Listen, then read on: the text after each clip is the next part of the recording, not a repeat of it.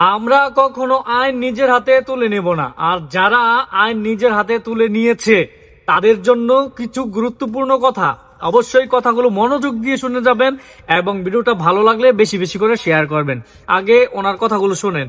আমরা কোনো ক্রমে আইন হাতে নিতে দেব না। আইন হাতে নেওয়াটা একটা রাষ্ট্রের সুষ্ঠু পরিচালনার ক্ষেত্রে বড় বাধা। এবং আমি আজ সকালে মাননীয় স্বরাষ্ট্র উপদেষ্টার কাছে একটা টেস্ট পাঠিয়েছি এবং অ্যাডভাইজার গ্রুপেও কপি দিয়েছি যে আমরা মব জাস্টিস কোনো ইন এনি সার্কামস্টেন্সেস আমরা মব জাস্টিস অ্যালাউ করবো না। এবং যে বা যারা এই মানুষটাকে পিটিয়ে মেরেছে এবং আগুনে পুড়িয়ে দিয়েছে তাদেরকে অবিলম্বে গ্রেপ্তার করে আইনের আওতায় আনার জন্য আমি মাননীয় স্বরাষ্ট্র উপদেষ্টা মহোদয়কে বলেছি। সব স্থাপনায় আগেভাগে পুলিশ নিয়ন্ত্রণ করা এটা তো একটা কঠিন কাজ। কখন কোন দিকে হামলা হয় এটা অনেক সময় আমরা জানতে পারি না। তো এই জন্য আমরা সবসময় এটাকে নিরুৎসাহিত করি।